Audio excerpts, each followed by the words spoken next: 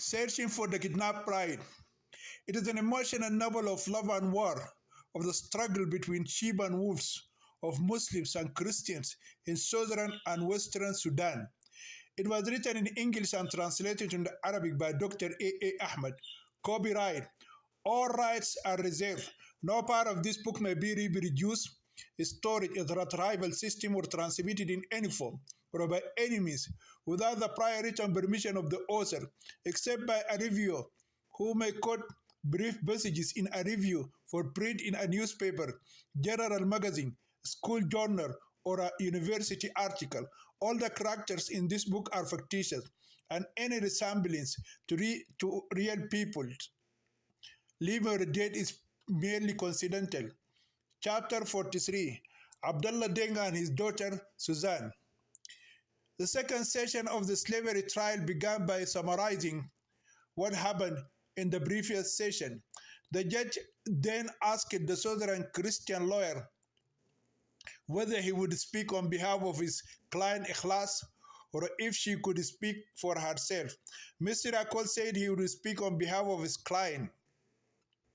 It seemed that the courtroom had not changed since the first session. It is as if everyone chose the same seat and wore the same outfit. The only clear change is that the innocent lamb, the southern girl, Ikhlas, who was enslaved, was separated from the dangerous wolf, her alleged master, Imam Abdurrazik al-Mahdi, to whom the Christian lawyer predicted his eternal abode in hell. This time, the victim girl sits between Mr. Akol and Mr. Malwal. Maulana looks like a wolf that has been caught and put inside a cage. It seems that his long beard has shrunk from fear and his false modesty has disappeared. He looks angry, sparks of vengeance flying from his red eyes.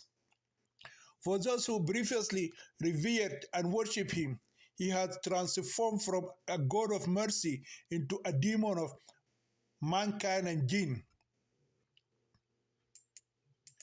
Then the judge called on the intelligent southern lawyer to begin his line of defense. Mr. Akol immediately stood up, stretched his long leg, took 2 steps, and stood in front of the judge. But this time he is a serious lawyer, and his face reveals righteous anger. He is not in the mood to joke or make others laugh. However, some of the audience remembers who admire him now, his previous antics, and started laughing again. The judge hits his table 3 times with his gavel and threatened to remove from the courtroom anyone who laughed without reason. The hall has completely silent after the judge's threatening words. Mr. Akol suddenly turned to face the evil imam, pointed his finger at him, and shouted, "This religious leader is a wolf in sheep's clothing, and I will prove it in a minute." The judge does not know whether to correct Mr. Akol or remove him from the courtroom for causing the roars of laughter that followed those opening words. The judge waited patiently until his gavel restored silence in court. "Please, Mr. Akol, go straight to the matter at hand in this felony case. And please do not sentence anyone accused before the trial is over," the judge said. The southern lawyer bowed his head to the judge and said, "Your Honor, the just judge, I will go directly to the serious case and inform the court of what my client, the southern girl, the victim Ikhlas, informed me after the first session. She admitted that a southern citizen named Mr. Abdullah Deng took her to the Imam's house and presented her to him as a trust hanging around his right neck. Before that agreement occurred, Mr. Abdullah Deng went to the Imam of the largest mosque in this city and converted to Islam, even though he was a Muslim man by birth. He also fabricated the story of 200,000 cows, 99 infidel Christians wives, and his huge properties in the Denka land in southern Sudan. He borrowed some money from Maulana and kept the Denka girl Ikhlas with him, claiming that he was her biological father. He claimed they were both Christians before converting to Islam. He said to Maulana, "If I do not return within 3 months, my daughter will be your girl," or a right humble says, "and you can do with her whatever you want." In other words, he placed the Denka girl in the role of trust in the hands of the Imam. And if he did not return within 3 months, the Maulana was free to do whatever he wanted it with her. We know what happened next. The adulterous Imam slept with the Denka girl Ikhlas and impregnated her without a permissible Islamic marriage contract. And when some people brought him before the Sharia court, he claimed that she was his slave or a Jariya girl. While in this court, he changed his mind and presented some false evidence and false witnesses to prove that she was his first Muslim wife when he raped her without marrying her. Mr. Akol looked around to see if anyone had an objection to what he had told the court so far. When he was sure everyone wanted to hear more, he continued speaking. The court's decision regarding the evil deal between the adulterous Imam and Abdullah Denk does not concern me. What I care about is why was all this drama created? Why would a sorcerer go? Why would a sorcerer person go to the Grand Mosque and lie to its Imam and claim that he has converted to Islam when he is actually a Muslim man? Why does he claim that the Denka girl is his daughter when she is not? I think that even Ikhlas herself does not know the real motive behind this drama. She was forced to act in a play without fully understanding it. Until this moment, she believes that the Imam Abdul Razik was deceived by Abdullah Deng and another person, and therefore he brought her into his house without knowing the trap that was set for him. The African lawyer stopped and headed toward the Arab judge's table, took his cup of water and drank it completely.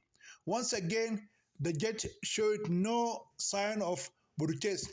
The public also knows that the Imam's Arab lawyer did the same things in the previous session, and the judge did not blame him for drinking water from his cup.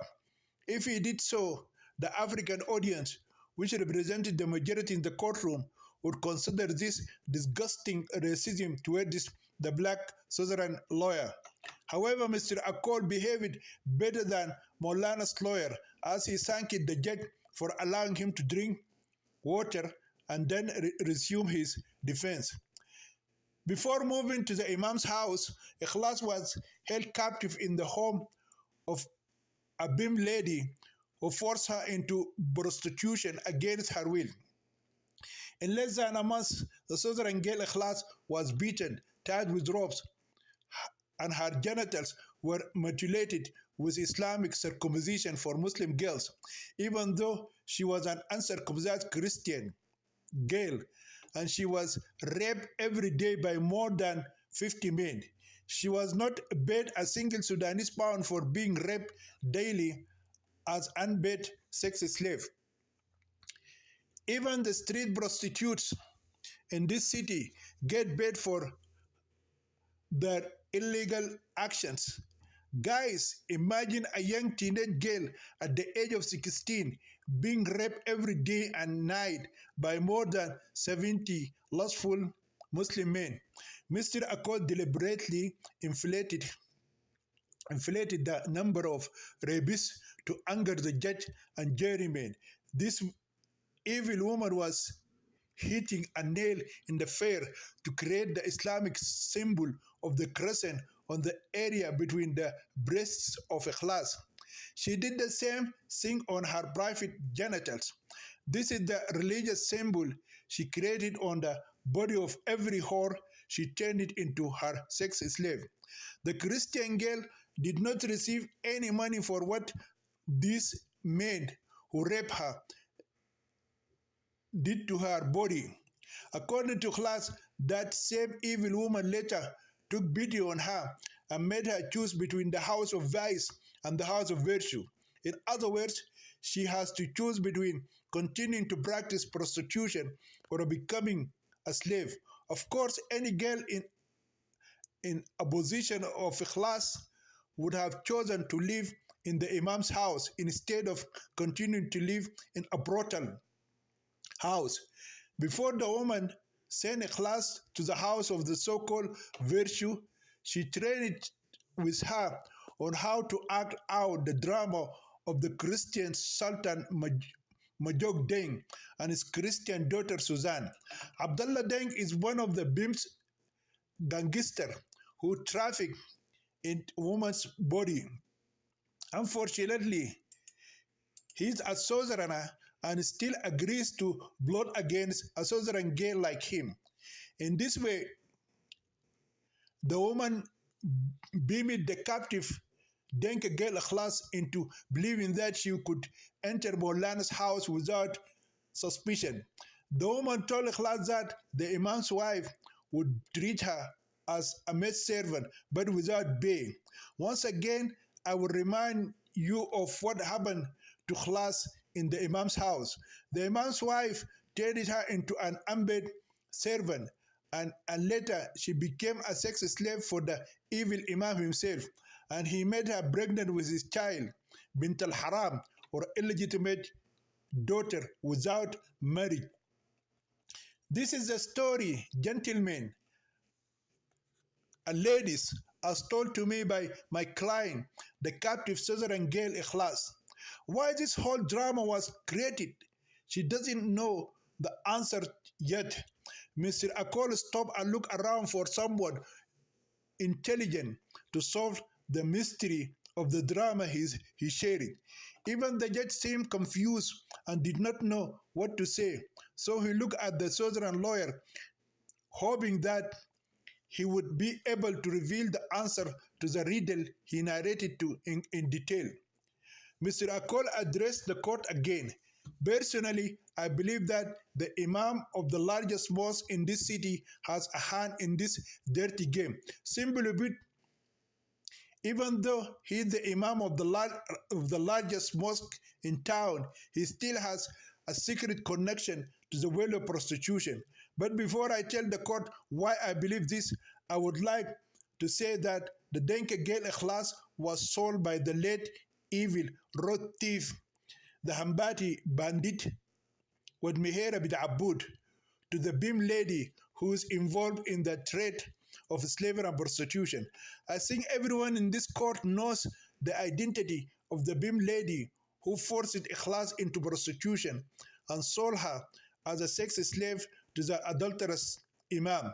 That woman we all know as Bint Zubair Bacha wa Rahaba. The accused Maulana himself shouted, "Objection, Your Honor."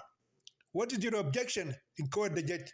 The Imam was now extremely upset and his mouth was foaming when he opened it like a crocodile that wanted it to swallow the infidel Southern Christian lawyer who accused him of having a secret connection with the world of prostitution. I don't have any secret connection with any BIM woman or a bad people in the brothels of prostitutes. I was born and raised from a young age in a good Islamic home. Since my childhood, I was trained on the holy book of God, the Holy Quran, and the sacred Sunnah of the Prophet Muhammad. May God bless him and grant him peace. I became the Imam of the largest mosque in this city. Before that, I had studied at the biggest Islamic educational center in the world, which is Al-Azhar al-Sharif University in Cairo, in the Arabic state of Egypt, a source of Islamic knowledge and light. I have 3 university degrees from the same prestigious Islamic institution, bachelor's, master's, and a doctorate degrees in Islamic Sharia law, the sources of which are the Holy Quran and the blessed prophetic hadiths that God Almighty revealed from the 7 heavens to his final prophet Muhammad. I married my 4 Muslim wives according to the Sunnah of God and his infallible messenger. I also married the Denka girl, Ikhlas Abdullah Deng, in a permissible Islamic marriage. I'm the holiest, most righteous, and most pious man in this city. I am a descendant of the greatest Imam of all time, Muhammad Ahmad al-Mahdi, who was predicted by the Prophet Muhammad to come at the end of time. I am a free Arab man, and the Prophet Muhammad is my great-grandfather. I'm the first in this city to learn Islamic jurisprudence and Sharia laws. I know the whole Quran by heart and all the hadiths of the Prophet Muhammad. Stop, please, the judge shouted, interrupting the Imam's boast about his upbringing, education, and lineage. Everything that was said about you by the defense lawyer, Mr. Akol, will not be used as evidence against you unless it is verified and proven true with evidence. Currently, the court issues an arrest warrant for the accused woman, Bint Zubair Basha Wadrahama. Until then, the court is adjourned. Chapter 44. Arrest of a BIM lady who is a slave master. The police surprised the daughter of Zubair Basha in her luxurious residence and arrested her. When they searched her huge mansion, they found the kidnapped Azandi bride Olivia in one of the rooms. Her hands and feet were tied with strong ropes, and she was lying completely naked without a piece of cloth on her body. One of the policewomen gave her a Sudanese women's sari top, an abaya, and an Islamic hijab, and ordered her to use them to cover her private parts and nakedness. She was then released from captivity and taken to the police station with her kidnapper and attacker, Bint Shaitan Basha. At the police station, Bint Zubair was harshly interrogated, and the truth was forcibly extracted from her mouth. The female police officers who interrogated her then forced her to sign her confessions. After that, the Denka groom Malwal was called to the police station, and when he saw his kidnapped Azandi bride Olivia still alive, he could not believe his eyes. His joy knows no limits. He started screaming and dancing, thanking God and saying hallelujah and praised the Lord over and over again. He had prayed, fasted, and begged God to resurrect his beloved bride Olivia from the dead, just as God had done to him before when the evil Habati bandit with Meherab bin Abud kidnapped her from him. He decided that as soon as the police allowed his miraculously freed bride to leave, he should take her straight to the railway station and escape the cursed Muslim community. He is afraid to spend another day with his Christian bride in this forest of human monsters. After hearing Abdullah Deng's plot, Malwal began to doubt the innocence of the Denka girl Ikhlas. He also began to think of her as a bad professional whore who could do anything illegal or immoral for money. She is like the vile southern Muslim gangster Abdullah Deng. Moreover,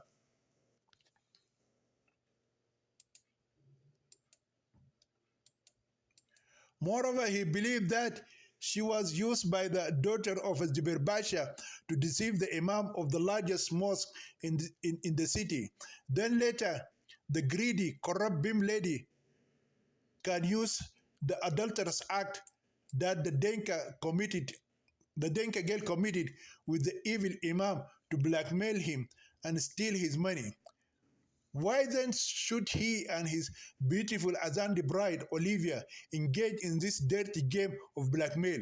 Thus his mind interpreted the confession of the Denka girl Ikhlas as narrated by the Southern lawyer, Mr. Akol, to the criminal court. However, Olivia stood firmly against Malwal's hasty conclusion.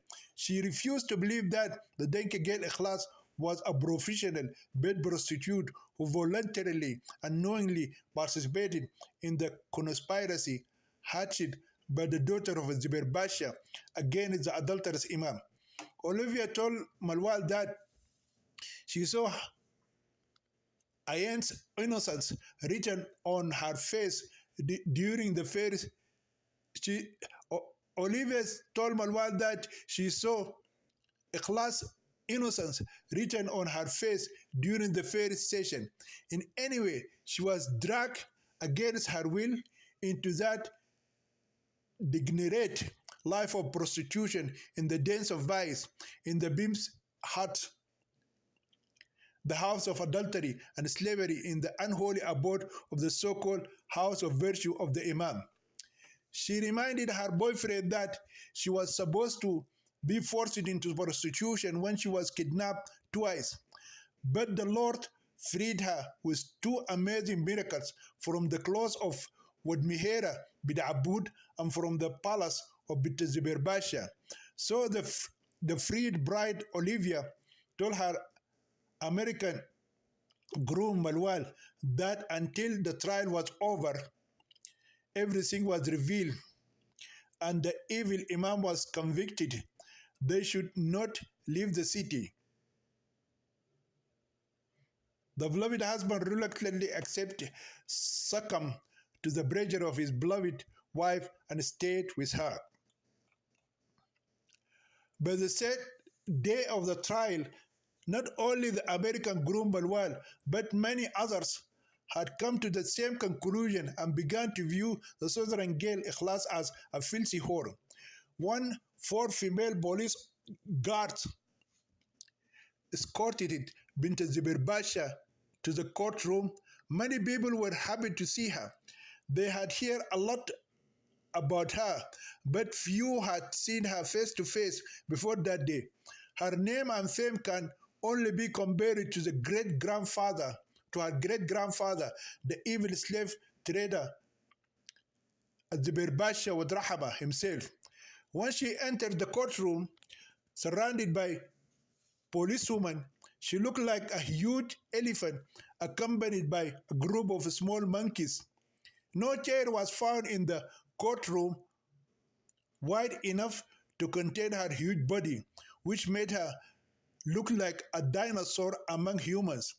The court ordered 10 men to vacate their long bench to accommodate the massive body of the obese woman. When she sat down, the judge and the audience waited for a while to see if the wooden bench could still hold up under such a heavy weight without cracking or breaking into pieces. The judge then ordered the female police officer who interrogated her in the investigation room to read her confession to the court. The details are summarized as follows. The daughter of Zubair Basha admitted her involvement in creating the drama of Abdullah Deng, who left the Christian religion and embraced Islam, and his Denka daughter, Suzanne, who also became a Muslim and changed her name to Ikhlas. She explained to the police the reason that promoted her to create such drama and sent one of her prostitutes and one of her gang members to act it in front of the Imam of the largest mosque in the city of Al-Fashir. She said that she was born and raised in a good Muslim home. Her family members are well known because they are all descendants of the great Sudanese hero Zubair Basha Wadrahama, who had a powerful Islamic army that challenged and defeated the armies of the Turks and the British. All members of her honorable family belonged to the Arab Shagir tribe, which claimed that Al-Abbas, the uncle of the Prophet Muhammad, was their great-grandfather. Her tragedy began when she fell in love with her neighbor when she was 15 years old. Her name at that time was Zainab Taha al-Qurashi. She later changed her name to Bint Zubair Basha wa Rahma.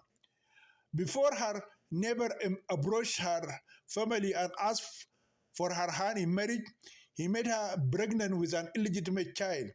The boy later changed his mind and refused to marry her.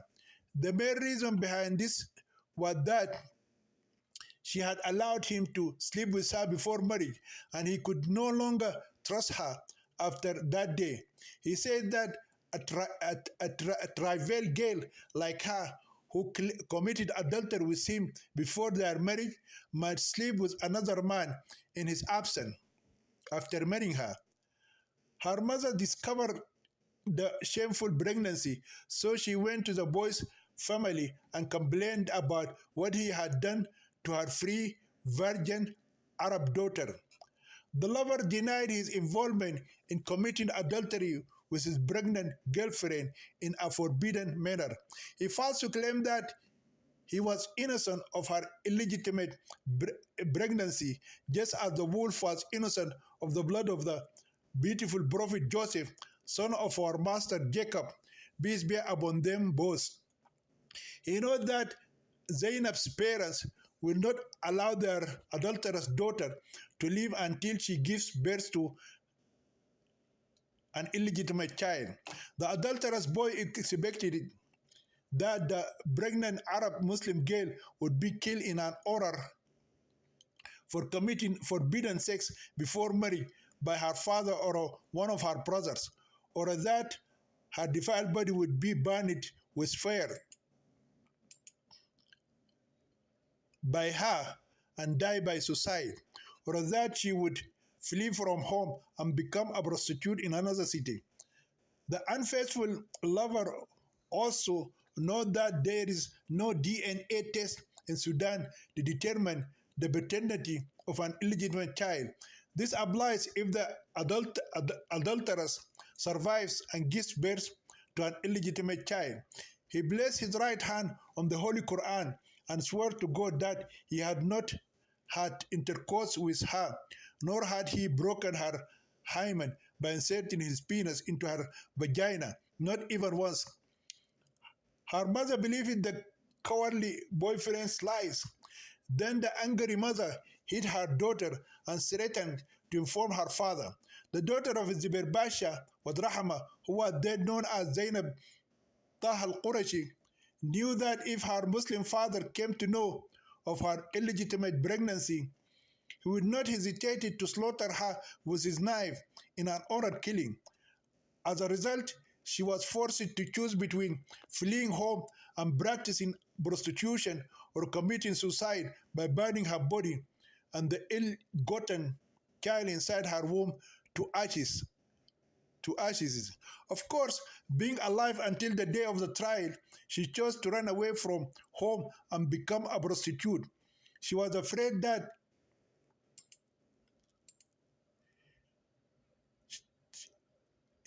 if she would kill herself and die as an infidel girl by committing suicide and fall into the hellfire, the fire of hell, which she was told was fueled by people and stones. There was also the bull snake waiting for her death, burial, and torture in the grave. The Islamic education female teacher at the girls' schools also told her that the angels of death, Munkir and Nikir, would beat her in her naked body until she urinated it in her grave. Therefore, Zainab bint Taha al-Qurashi preferred to flee from the house of virtue to the house of vice. She left the city of Kosti in the middle of the night and came by Niala train to the city of Al-Fashir. At this stage, she changed her name to Bint Zubair Basha, which is her current nickname. She chose the name Bint Zubair Basha because she wanted it to hide her identity and preserve the honorable name of her great-grandfather, the slave trader, who appeared to her in a dream, gave her his charisma or a krama, and encouraged her to practice the slavery trade, which Islam has not prohibited to this day. This is a story in brief. The story as told to the police. The story as told to the police by the accused Bint Zubair Basha during her painful interrogation is a very long, decorated with many colorful details, and contains indecent words that are not appropriate to mention in a public court full of children and women. While the prosecuting female officer was standing and reading these lengthy details, the judge would often interrupt her and ask her to avoid unnecessary and immoral details. Every time the judge also wanted it to know how these boring details were related to the drama of the Southerner Abdullah Deng and his Denka daughter Suzanne. In this way, the policewoman escaped a lot of details until she arrived at the link. The connection does not become clear until it eventually revealed that it was the lying, adulterous neighbor boyfriend who impregnated the 16-year-old girl Zainab bint Taha al-Qurashi and destroyed her life, sending her to brothels and eventually becoming a prostitute and a BIM later, the bad lover who committed adultery and impregnated the famous BIM lady, Bint Zubair Basha, and led her to flee home and become a prostitute, none other than himself, the Imam of the largest mosque in the city of Al-Fashir, the Honorable Maulana Abdul Razik Al-Mahdi. Chapter 45. Adulterous Zombie Woman. The unexpected revelation of the sad story of the daughter of Al-Zubair Basha hit the adulterous Imam's head like a bullet fired at him from point-blank range. So he became extremely frightened and terrified as if he saw a frightening female zombie coming out of her grave to attack him. He jumped out of his chair and screamed loudly like an ogre or a ghoul. "Oh my Allah, protect me."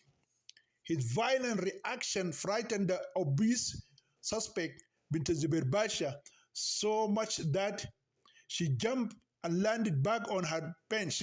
Her jump added more weight to the seat, causing it to break in half. The elephant woman fell backward like an old dilapidated building hit by a strong hurricane. Her massive body fell on some people sitting right behind her, just like a dump truck uploading its load of garbage. They were crushed under the heavy weight of the frightened dinosaur woman. Some of these victims were carried on stretchers from the courtroom and were never seen again. While she was falling, the daughter of Zubair Basha spreaded her legs and revealed her red small underwear and her thighs and buttocks, which amused all the audience. It took 10 police officers to restore the fallen woman to her previous position. The audience rose to their feet and until everything returned to normal. Meanwhile, many children were laughing, men were shouting Allahu Akbar, and some women were ululating. Young teenage boys were lusting and whistling after the exposed body of the huge obese woman. When the judge was sure that the frightened Imam had not suffered a major heart attack and that the huge woman, Bint Zubair Basha, had not broken her neck, he asked the Christian lawyer to resume his line of defense for his client. Ikhlas. Mr. Akol is still astonished by the startling news of the Imam's adultery and his accusation of Zubair Basha's daughter. He stood silent and did not look away from the adulterous Imam's face. It was the judge who asked him to stop looking at the accused and start defending. As he listened to the judge, he was finally able to shake off the righteous anger that had gripped him from the moment he heard the shocking news. So guys, I was right in my guess. This Antichrist religious leader is a wolf in sheep's clothing, and I knew it since I saw his long beard. Mr. Akol said those words, his voice choked with anger. The audience burst into loud laughter and screaming and whistling, and many clapped their hands in agreement. I will disqualify you as a defense lawyer if you make such a hasty, judgmental remark about a suspect again. The judge shouted. He is still angry too. Mr. Akol was frustrated by this warning. Therefore, he became more upset. I'll go straight to continue defending my client. Class, as we discovered today, my client, Ikhlas, was forced without her knowledge or consent into an evil conspiracy between a cowardly, treacherous lover and his victimized, beloved girlfriend whom he had impregnated by his illegitimate baby. In other words, someone in this hall fell in love with his neighbor's daughter, raped her, made her pregnant, and watched his mouth like a wolf that ate the flesh of his prey, the stray deer, after slaughtering it, and defiled her body with penis by inserting it into her vagina, violating her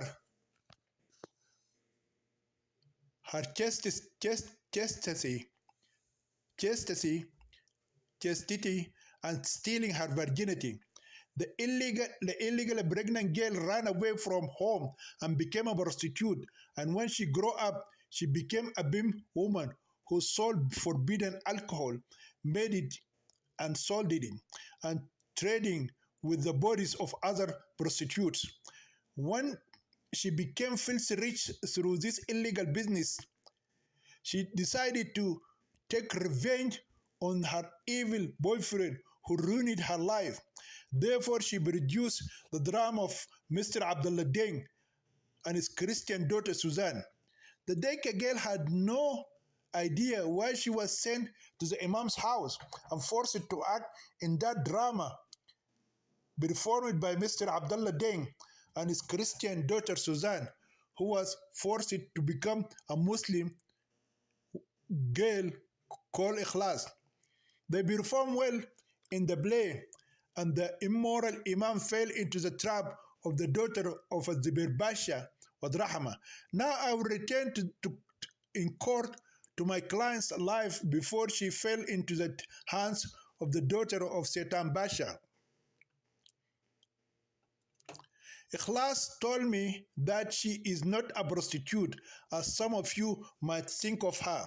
She is from a noble family and a good home. She was born and raised in a Christian family, and from childhood, she learned the moral principle and guidance of the Holy Gospel of the Lord Jesus Christ, the Son of the living God, and she went to church regularly with her parents. The Christian lawyer stopped and waited to see if there was a Muslim among the court panel, or the Imam and his lawyer would protest his description of Jesus, son of Mary, as the Lord and the Son of the Most High God.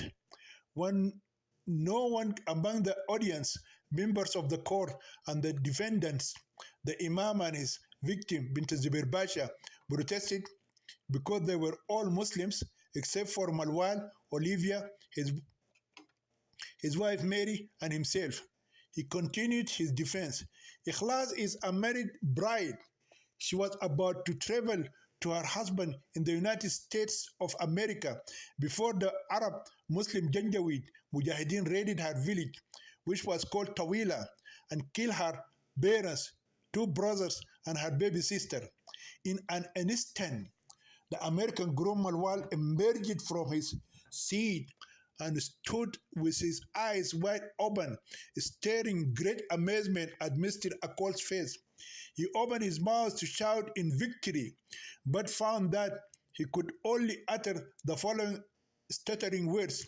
This Denka girl is my kidnapped bride, and I am her groom. Malwal wiped the sweat from his forehead with a trembling hand. Some of the audience seemed confused by his actions, words, and strange claims.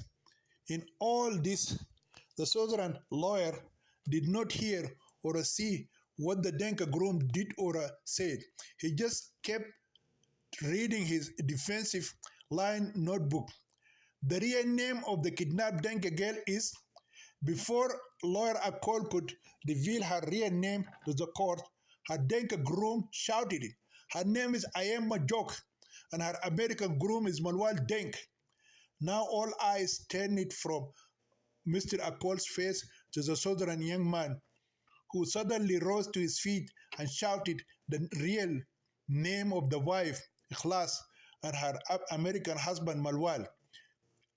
The southern lawyer remained silent for a few seconds when he heard someone pronounce the previous name of his client, Ikhlas, before he had time to say it in his own words or read it from his notebook. Then he turned it in slow motion as if in a comedy movie and looked at Malwal with great astonishment. Facing Mr. Akol, Malwal said, "Yes, sir, I am the American husband whose name you are about to mention, and this victim girl is my kidnapped Denka wife, Ayen." Tears filled his eyes, and his throat nearly closed. He fell into his chair, covered his face with his hands, and began to weep. He could no longer listen to what Mr. Akol had to say about him and his lost bride. His Azandi bride, Olivia, helped him stand and followed the judge's order to take him out of the courtroom. Some people concluded that the lover, Malwal, lost his senses and became a crazy person, just like the Madlab Qais, the lover of Layla. Even his kidnapped Denka bride, Ayen, was unable to confirm his words immediately due to shock. She could not believe that her American husband, Malwal, could suddenly appear and become the handsome man sitting in the courtroom with beautiful Azandi wife, Olivia. Her shocked mind needed time to figure out what had happened. Only his new Azandi bride, Olivia, can understand Malwal's strange claim. She's immediately faced with a new dilemma. Who's the true bride of Malwal? Ayen or Olivia?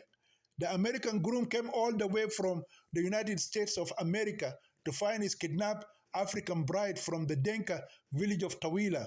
He put his life in great danger because of her. The Adandi girl Olivia considered herself to be just a fellow rebel soldier in the jungle who offered to help him find his missing Denka bride Ayen. She fell in love with him and he didn't stop her. She did not prevent him from searching for his kidnapped bride. The American groom Malwal has finally given up hope of finding his missing bride and has found no one else to take her place except Olivia. Suddenly things are different now. Malwal would not have married Olivia if he had found Ayen. Her memory took her back to the day she approached him in the forest in the burned down village and tried to have sex with him without marriage. In that isolated place, while both of them are half naked and express her feelings for him.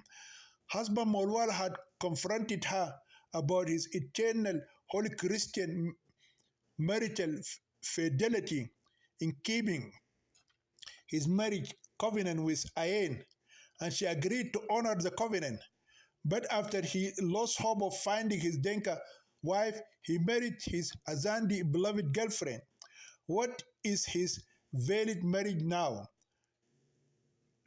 What is his valid marriage vow now? And whose marriage vow should Malwal honor? The bride Olivia bit her lips to control the strong, disturbing emotions causing turmoil inside her mind. With difficulty, she managed to pull herself together and pretended to be normal. Malwal also overcome his shock and asked his lover Olivia to take him back to the courtroom. He promised to control himself and his emotion until the end of the trial. Chapter 46. Another slave trader was implicated in the slavery trial. By the time the newly wedded couple, Malwal and Olivia, returned to the courtroom, the Southern lawyer had reached the end of the unpleasant confrontation between the Muslim Mujahideen, Arab Janjaweed, and the Sudanese Robin Hood, Mihera bin Aboud, and his Hambata bandits. The audience and the judge and the jury are amazed listening to his narration as if they were watching a horror movie. Mihera killed some of the bad guys from the Janjaweed and captured Ayen and the rest of the kidnapped Denka girls. In addition, he took from them the livestock that they had stolen from the south. Fate transferred the captive Denka girl from the hands of the notorious Mujahideen Muslim raiders and killers to the grip of another more evil and dangerous Muslim man, Satan Mihera bin Aboud. The same evil, lawless, bloodthirsty Hambati man brought her to the brothels and owned it and operated by Bint Zubair Basha and sold her as a prostitute and sex slave. On the same day, the stolen Denke girl was tied up, beaten, raped, and her body burned with a hot iron rod by the evil beam. She was gang raped by several other men among her clients who are willing to pay money in prostitution for fucking her helpless prostitutes. Then the daughter of Satan Basha met between Ayan's breast the Islamic crescent, a sign of slavery, as if she were a commodity for sale. The free Denka girl class had shown the perpetual Islamic crescent tattoo on her naked body to my wife Mary in the bathroom of our residence. My beloved Christian wife Mary Akol is sitting there, and if the court needs her testimony, she is ready to provide it. Everyone looked at Mrs. Akol, who was sitting near a class. When the judge did not ask for the testimony of the southern wife, her Christian husband continued to speak. The evil woman sitting in this hall used a hot rod to make another permanent tattoo around the pussy of Ayen after shaving her black pubic hair from it. My wife have seen this tattoo in the genitals of Ayen too. She does this to the girls who were sold to her as slaves by the Hambati man with Mihera bin Aboud and other Arab Janjaweed which is exactly what her evil great-grandfather Azibir Basha Wadrahama did. The so-called great hero in Sudanese history, he used to do that tattoo on the naked bodies of our stolen African young women in the past. The Southern lawyer expected that the judge or one of the other listeners would challenge him on his performative opinions about Zubair Basha. When no one challenged or condemned him, he continued his story. In less than a month, my client class was subjected to rape and forced sex acts by more than 300 men. She also told me that in less than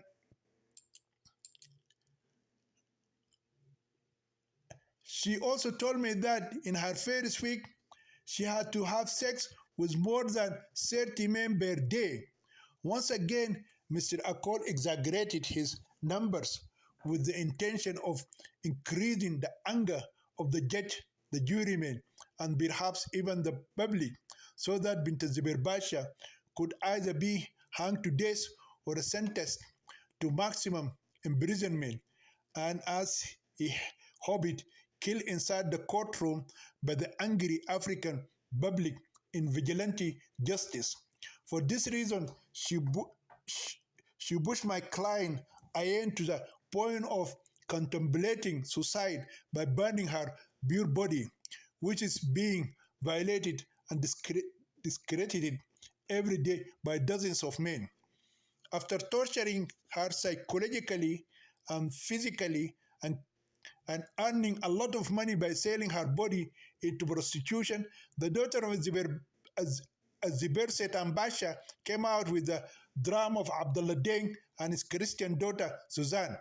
Any good girl in my client's place would have chosen the Imam's house over the brothels.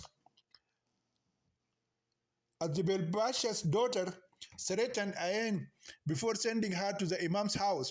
She told her that her dangerous gangsters would be sent to watch Molana's house, and if she tried to escape, this evil maid would catch her and take her back to her brothels, slavery, and liquor parts. Mr. Akol stopped talking and looked at Bint Zubair Basha. Before he could make an unpleasant remark or carry out the punishment he thought she deserved, the judge intervened. Please, Mr. Akol, remember what I told you a few minutes ago. Inappropriate comments or rude remarks against the accused are not allowed in this court. Tell us what your client, the Southern girl Ikhlas, told you, and leave the matter to the court to decide, Mr. Akol said, raising his hands in a plea. I seek refuge in God from the old devil who sits in this hall with his obese, adulterous girlfriend, who also resembles the wife of the Antichrist. The judge did not know whether to consider this a supplication to God, an observation, or a curse on the accused. For this reason, he said, "Oh God, give my soul more days before he becomes silent again." The Southern lawyer continued, my client was trapped like a slave inside the house of the adulterous imam. She worked every day as an unpaid maid from sunrise to sunset, and at night she was raped by an old geezer, dirty old man who was older than her grandfather. She no longer has a home or family in Sudan. The cursed Muslim Arab Janjaweed invaders wiped out her entire family and killed other villagers from the Denka tribe, including women, children, and the elderly. If she had escaped from the house of Satan and gone to the detention camp for Southern Christian refugees in the city of Babanusa or Mudlet, we all know what would have happened to her. The Arab Janjaweed might raid the refugee camp, kill her, or kidnap her again, enslave her, gang rape her, and then sell her as a prostitute or a slave to work for free on the slave farms. Once again, the judge did not understand the phrase, the house of Satan, whether it was an insult to the accused imam or an attack on the daughter of Zubair Basha. So he prayed another prayer for patience. There is no objection to your ruling, O Allah, and I ask you, Mr. Akol, to quickly present your defense and try to be brief and avoid unnecessary details, observations, and sarcasm. I'm done with my defense, Mr. Akol said quickly. He only added his advice to the court. I ask this court to impose the maximum punishment on the cursed devil Maulana Abdi Iblis al-Mahdi and on the former prostitute who herself turned into a beam lady and slave trader, the daughter of Satan Basha. Before the judge could disqualify him or remove him from the courtroom, Mr. Akor reached his seat with one long step and sat down next to his wife, Mary, and the Denka girl, Ikhlas. Is there anything the suspect's lawyer wants to say to the court? It is clear that the length of this case negatively affects the judge psychologically. He's tired of the whole things and wants to get it over with and gives his final judgment.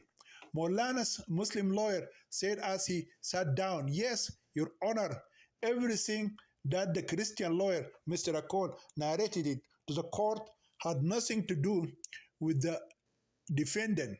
The accused, the blessed Maulana Sheikh Abdul Razik, the great-grandfather of Imam Muhammad Ahmad al-Mahdi, is innocent of responsibility for the crimes of slavery and prostitution committed against the Southern Gale class.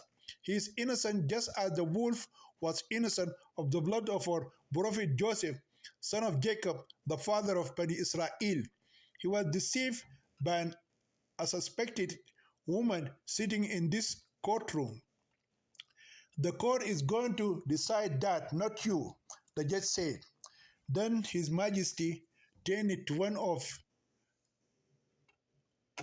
the jurors and whispered some words in his ear.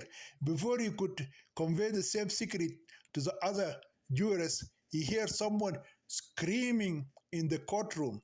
Malwal, who got back to his feet, shouted, "Your Honor, the judge, I have something to add to those heinous crimes committed against my Denka wife, Ayan Majok." The judge was amazed at his boldness and did not know whether to tell him to speak or to be silent. "There is another culprit in this conspiracy against my wife Ayan, who should be brought to justice and punished for his heinous crime." "Who is that person?" asked the judge, being more interested than the others. Malwal answered with pleasure, "Haj Rudwan al-Ta'ashi. He was the leader of the Arab Janjaweed Muslim Mujahideen invaders who raided the village of Tawila and kidnapped my Denka bride, Ayan Majok, killed her family members and other villagers, stole girls and livestock, and brought them to the place where they met the Hambati, Bandit and Mihera bin Abud. He stole their captive Denka girls, plundered the cattle and their horses, and killed 10 of them." "How did you know that?" The judge felt that something else big was about to happen. "My wife Olivia and I recently chased him from another Denka village and arrested one of his men. That captured Arab man told us about him and what happened to the captive girl Ayam Bajok and the other kidnapped Denka girls. If the judge and jury don't believe me, then my two wives, Ayan and Olivia, will expose him." The judge was not surprised that Malwal claimed to have two wives, as he himself, as a Muslim man, has 3 wives in his family at the same time. But he became very interested in the new developments in the case. Accordingly, he took his gavel, hit his table, and announced the issuance of an arrest warrant order for the immediate detention of Haj Rudwan al-Taashi and considered the trial postponed it until the next session. Then he took his gavel and hit his table again and shouted, "The court has been postponed." Chapter 47. The difficult choice for the American groom. The arrest and involvement of the evil Janjaweed leader Haj Rudwan al-Taashi in the Imam's enslavement of the kidnapped Denka bride Ayen caused a great uproar in the city, and the news spread everywhere until it crossed the borders of Sudan into the country of Chad, neighboring the Darfur region. He was arrested on serious charges such as armed invasion, raid, murder, gang rape, forced deportations, and slavery. The crime of slavery committed by the Imam began to seem like nothing compared to those heinous crimes committed by the wealthy Arab man Haj Rudwan al-Taashi. This time, the court scheduled the hearing on a public holiday on Friday and reserved the city's largest auditorium for the historical trial.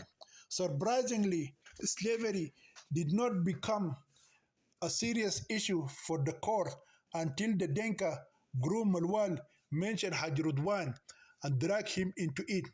Before that, the public viewed Maulana's crime as merely sexual exploitation of a beautiful young southern girl. In fact, what Imam Abdul Razik did is a common racist practice in Sudan.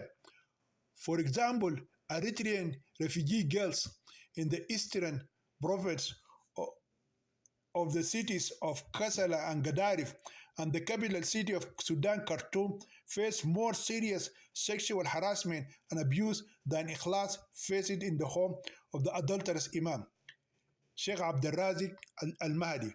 What made Maulana's case more serious was his appeal to the religious authority to justify his possession of a female slave.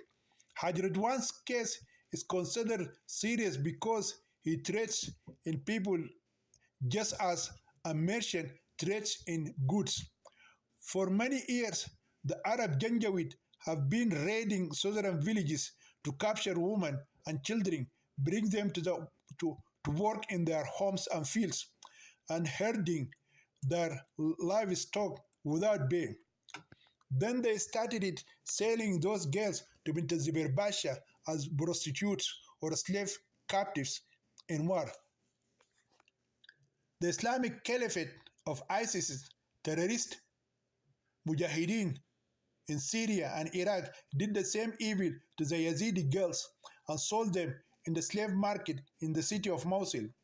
They provided religious justifications for their evil actions from the Holy Quran and authentic hadiths of the Prophet Muhammad to show that the final messenger of Allah and his companions did the same thing with the captive women and children of those infidels who invaded their lands and defeated them, whether they were polytheists, Jewish, Christians, Persians, or Hindus.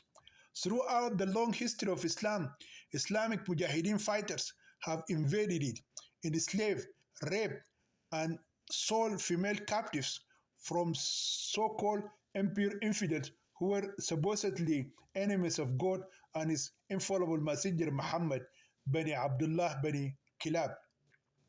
Some people of the Darfur region consider that the crimes of Haj Rudwan exceeded the crimes of the great Sudanese Muslim Sultan Ali Dinar. Actually, the people of Darfur exaggerated their claims because the crimes of Sultan Ali Dinar can only be compared to the heinous crimes of genocide committed by the tyrant Adolf Hitler and his even Nazi German soldiers. Although Sultan Ali Dinar lived a century ago, some Sudanese tribes hide from him until today on the top of Jabal Marra. He was the most evil and genocidal man to ever walk the surface of planet Earth. Half of the tribes of Darfur, Kordofan, and the Nuba Mountains were killed by his evil Muslim Mujahideen invaders. However, he was deeply religious Muslim man, and every year he sent the holy coverings to the Black Kaaba in the holy city of Mecca. Legend has it that he used hot chili powder as eyeliner, kohol, or his eyes. No one was allowed to look at his terrifying face due to the red mascara on his sparks flying eyes. Therefore, he killed anyone who looked into his red eyes, from which sparks of flames flew as if he were a fire-breathing human dragon.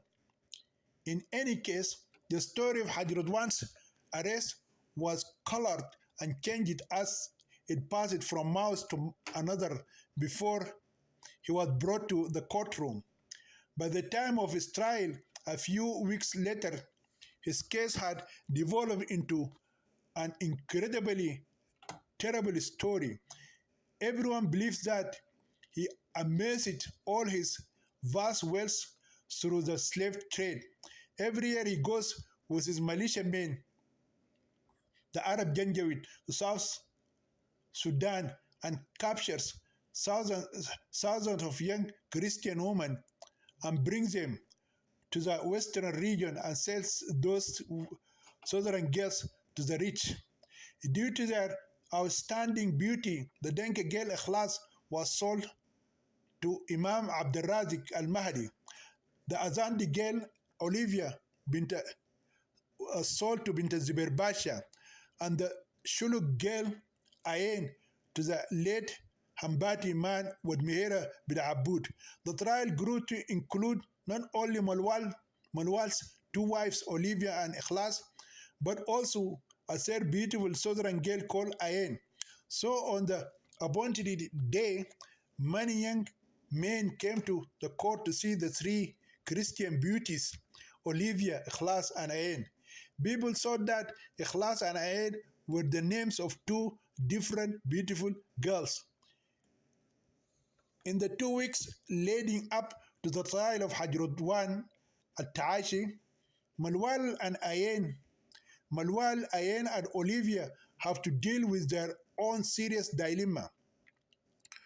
On the day the American groom found his kidnapped Denka bride who had been missing for more than a year, the girl freed from slavery and sexual exploitation followed the Christian lawyer and his wife Mary out of the courtroom with eyes full of tears and a bleeding heart. In front of Mr. Akol, his wife Mary, and Mrs. Olivia, Ayan Majok fell to her knees and cried like a child when she met her Denka husband, Malwal Deng. She thanked heaven and earth for her mercy and for bringing her husband from America to save her from the fangs of the predatory wolf who disguised himself as a good citizen and the imam of the biggest mosque in town. When Ayam met her Denka husband, only then did her American groom Malwal begin to think about the inevitable bitter consequences. He could not imagine even for a moment separating himself from his beloved Azandi bride Olivia, who by that time had come to mean everything to him. At the same time, his sacred Christian marriage vow and commitment to his family and community do not allow him to abandon his Denka bride Ayen after he finds her.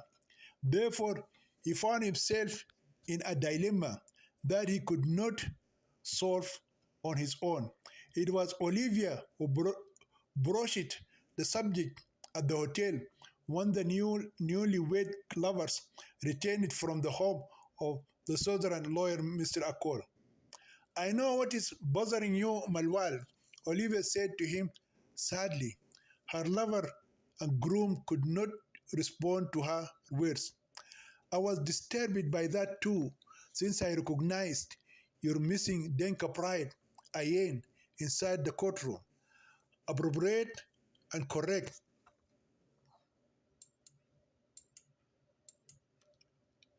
What you should do, I already thought of a solution.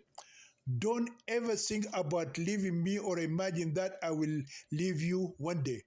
Malwal shouted it. Olivia put her hand on her lover's shoulder. I know, my dear Malwal, you love me, and I love you too. But your duty as the good Christian husband requires you to take your fairest wife, Ayen, and return to your new homeland, America. She has no one to take care of her if she if she if you leave her. If you leave her. As for me, I have parents, living siblings, relatives, friends, and a home in the South. I have a school education and a long practical experience in the nursing profession. I worked as a nurse at Juba General Hospital, the largest hospital in the South, so I can take care of myself. But the Denka girl Ayen has none of these qualifications. Moreover, she has a very small baby girl, Sakina, who needs a shelter and a stepfather, as well to adopt her as his stepdaughter. Malwal's face wrinkled, and he replied, everything you said may seem true, but still I can never leave you. I love you so much, Olivia. He added it in a softer whisper, as if he was afraid that someone would hear his words. And I don't love Ayen. You know this fact. Otherwise, neither of us would have fallen in love with the other. That night, neither the Azandi bride Olivia nor the Denka groom Malwal could sleep or close their eyes and continued discussing their dilemma until the morning. At the end of their discussion, after exchanging thousands of words and crying a flood of tears, the beloved Azandi girl was able to convince her Denka lover to leave her and go with his fairest wife Ayen to the United States of America in the new world and live together happily ever after and give birth to sons and daughters. When Malwal finally accepted it, the difficult choice, Olivia moved out of their shared bed. She said their separation should begin immediately. Malwal rejected it, such an immediate separation, and preferred a gradual severing of their intimate souls.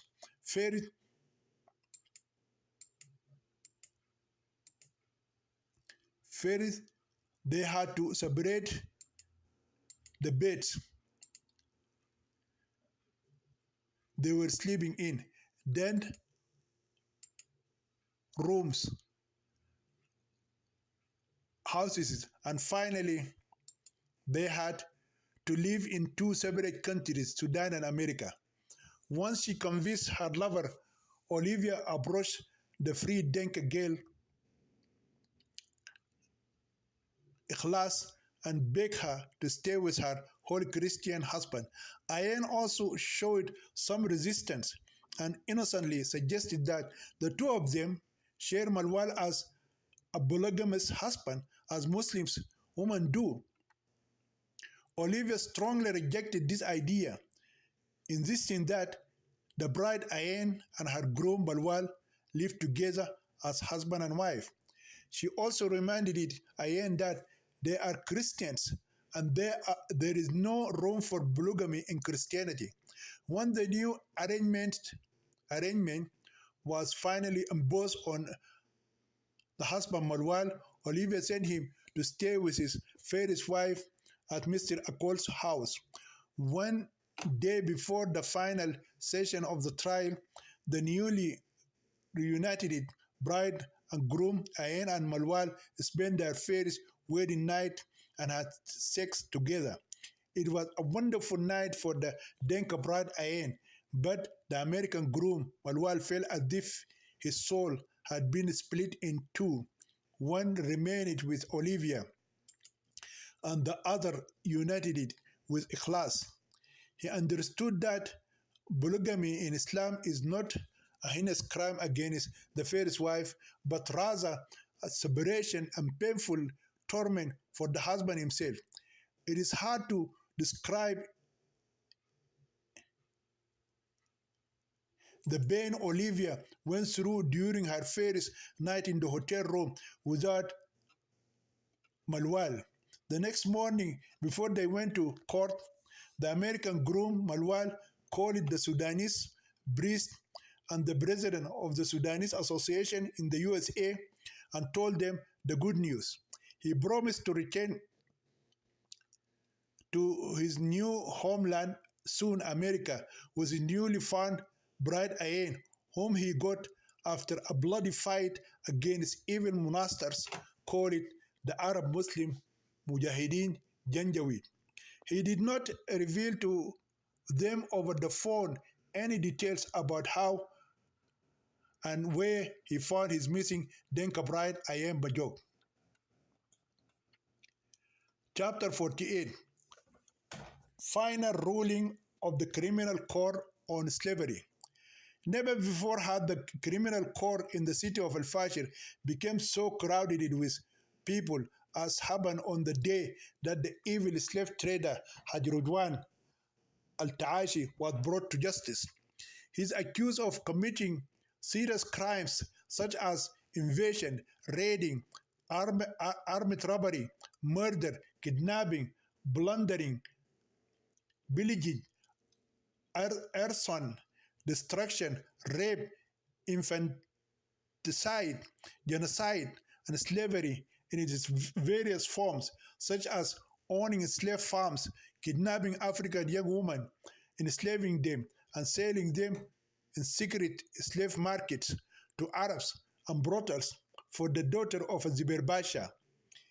It is worth mentioning and repeating that some African residents of the province of Darfur and Kordofan and the citizens of the 99 Nuba Mountains believe that the serious and brutal crimes committed by the wealthy business tycoon Hajrudwan Al-Ta'ashi even outweigh the evils of the Sultan Ali Dinar of the Darfur state. Of course, as we said before, the people of Darfur, Kordofan, and the Nuba Mountains exaggerated in the comparison because the devil Satan Ali Dinar cannot be compared to anyone except perhaps the most evil tyrant in the history of mankind, Adolf Hitler. According to a recent report, there are still people living on the top of the lofty mountain that is Jabal Marra because they are afraid to descend for fear of the evil Muslim Sultan Ali Dinar, who died a century ago, and the earthworms ate the remains of his impure body bones. The government and police in Darfur tried several times to convince them of his death and the descent of his evil spirit into hell, but none of them believed the news. They said they could believe that the devil was dead, but not the genocidal monster.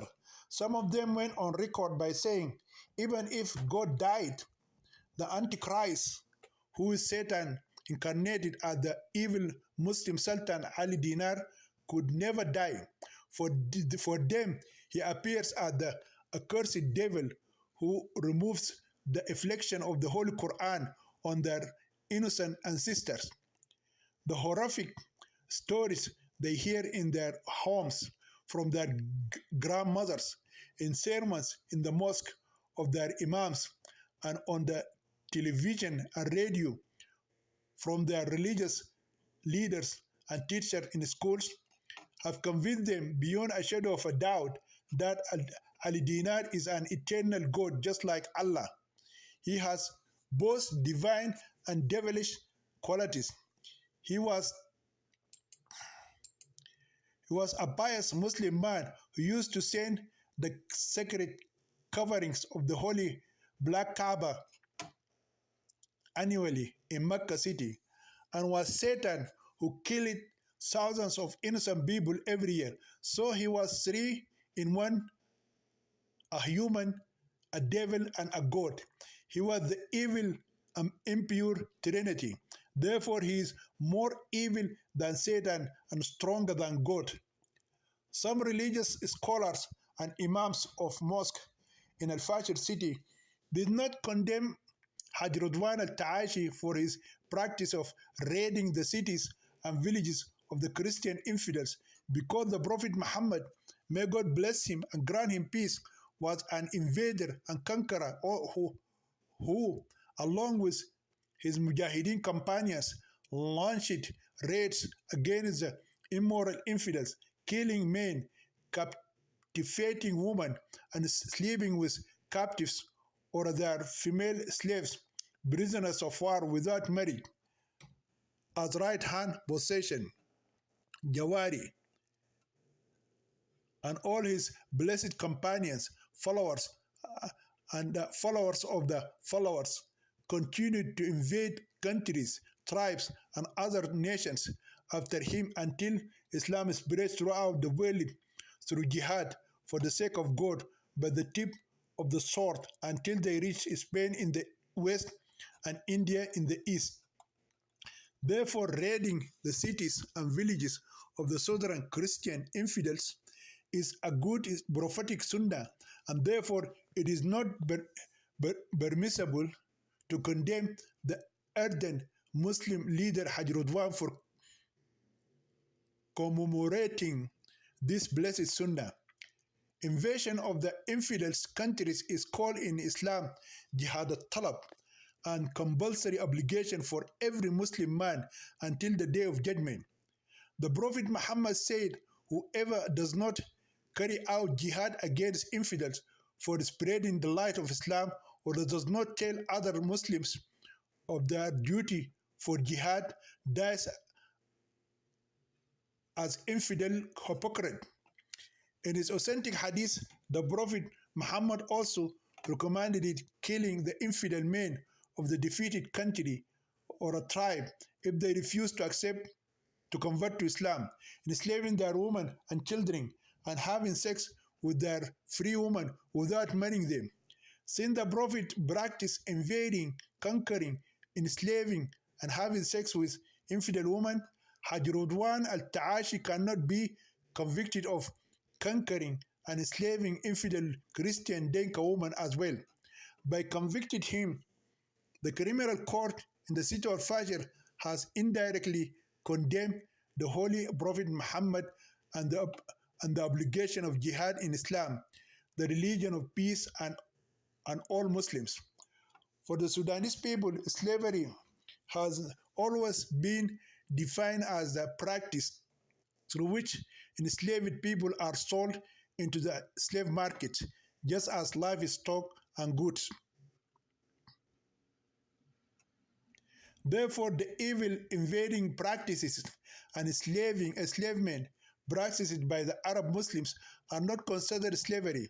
Every year, Muslim Janjaweed militiamen attack villages in South Sudan and Darfur, killing men, burning huts, stealing livestock and property, tying up women and children, taking them as captives, and forcing them to work in the houses and farms without pay, rape girls, torture children, and force them to convert to Islam. However, all of this is not considered slavery. When Imam Abdul Razik al-Mahdi shouted from the rooftops that he had a Christian slave girl, he converted her to Islam and impregnated her outside of marriage.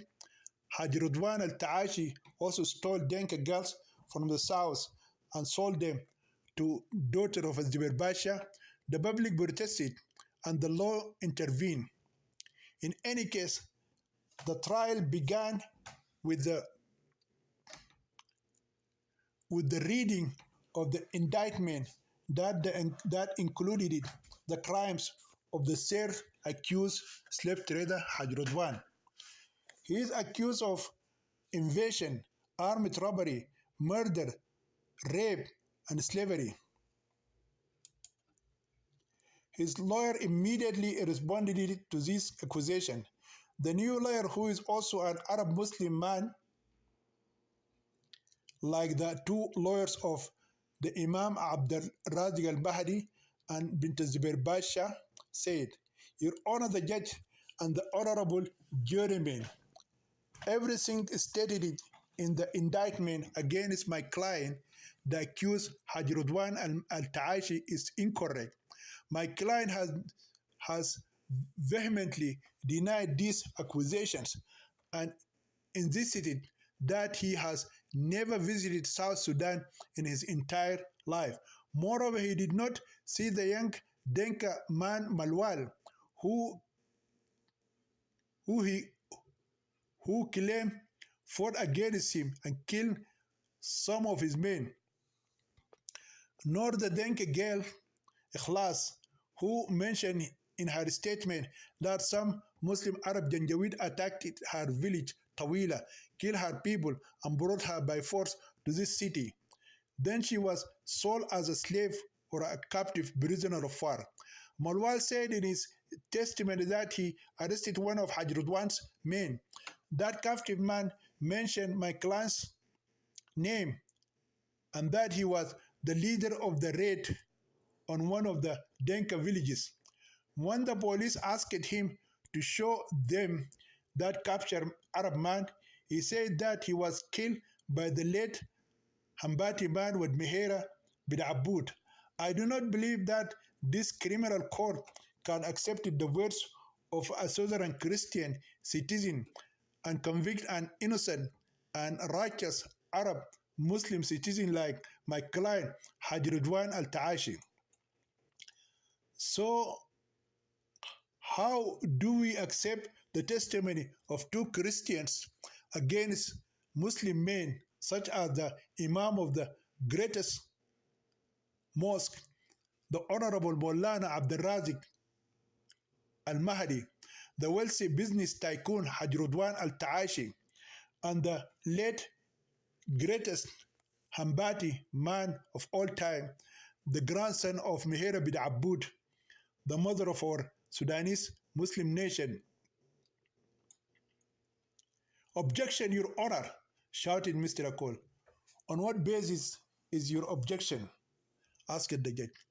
We have not only Malwal's statements, but also the testimony of his second wife, Olivia, and now his first wife, Ayen, who also identified Haj Rodwan al-Taashi as the criminal leader of the Arab Janjaweed invasion, who came to her village, Tawila, and committed the most heinous crimes against her people.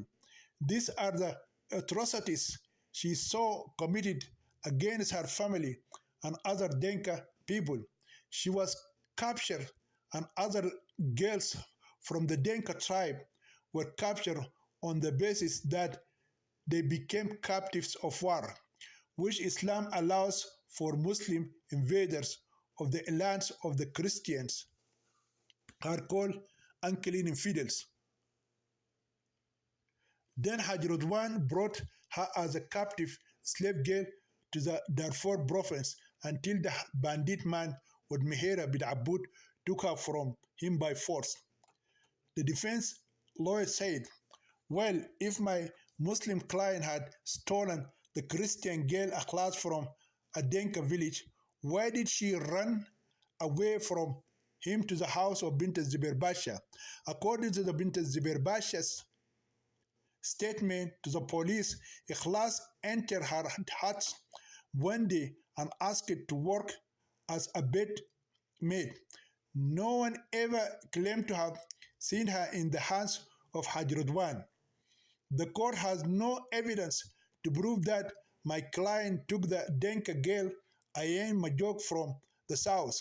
The court also has no evidence that my client sold the girl as a prisoner of war to Bint Zubair Basha. The court cannot convict my client based on the words of three Southern Christians. Firstly, the Southern girl class was not a slave, but rather a paid blackmailer hired to carry out an illegal act against one of the righteous saints in this city, Imam Abdul al-Mahdi. Secondly, Malwala and Olivia had not met Hajrudwan face to face before today. Accordingly, I asked this esteemed court to drop this false accusation against my defendant Hajrudwan al-Taashi. After Hajrudwan's lawyer returned to his seat, Bint Zubair Basha's lawyer came forward. He did not add anything new except that he confirmed what the first lawyer said, that the Southern girl Ikhlas came to Bint Zubair Basha's house of her own free will and was therefore not a captive slave who was sold to her by the late Hambati man Mehera bin Aboud. In addition, he rejected the accusation that Bint Zubair Basha had commercial connections in practicing slavery with the late bandit man Mehera bin Aboud and Hajrudwan al-Taashi. He challenged Bint Zubair's confession of sending Ikhlas to Maulana's house to seduce him, entice him into adultery, and impregnate her outside Islamic marriage bond. He claimed that she ran away from her house and came to Maulana. The Imam proved to this court by presenting a legal marriage contract that he married her according to the holy book of God, the Quran, and the blessed Sunnah of his infallible Prophet Muhammad, and she is still his legal Muslim wife, and she became pregnant and gave birth to a daughter as his lawful spouse, not his slave girl. Such a false confession by Bint Zubair Basha must have been blessed in her bleeding mouth under torture by the police female interrogators during their harsh interrogation with batons. The Denka girl Ikhlas said in her confession that she left the house of Bint Zubair Basha by running away and used a Denka guy called Abdullah Denk and joined the Imam's house as unpaid maid servant of her own free will. She admitted, biting her tongue, that she had used a fraudulent southern man named Abdullah Denk to deceive the holy Imam Abdul Razik and his virtuous wife until she was hired as a bed maid. For these reasons, the lawyer also asked the court to lift the false charges of sexual blackmail and adultery against his client, the chaste and honorable woman Bint Zubair Basha Wadrahama. The Southern lawyer, Mr. Akol, was then given the opportunity to question the three suspects or refute the defense of the arguments of their three Muslim lawyers. The Christian lawyer tried in every possible way to refute their defense, but he could not. He was unable to successfully establish links in the practice of slavery, blackmail, and adultery between Hajrudwan al-Hambati with Mehera bin Aboud, Bint Zubair Basha, and Imam Abdul Razik. The murder of the evil bandit man with Mehera bin Aboud at the hands of the brave Azandi girl Olivia, a so-called Jamal, who had uncircumcised Busi, made it difficult for the Southern lawyer to prove that he was the one who stole the Denka captive girl Ayn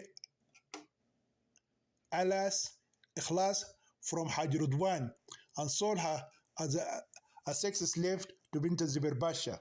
He tried to convince The court that these four people worked together in the slave trade.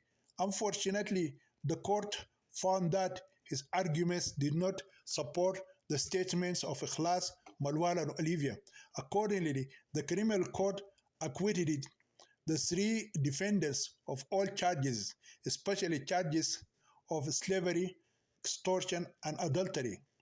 Rumors spread among the African Shabashas who were angry at the court's unfair ruling, but their authenticity cannot be proven or denied. That the wealthy man Hajrudwan, the rich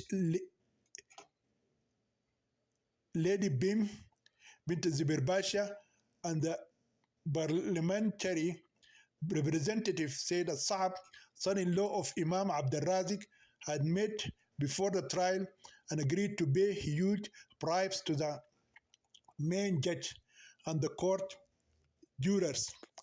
When the cash reached the hands of these Arab Muslim judges, the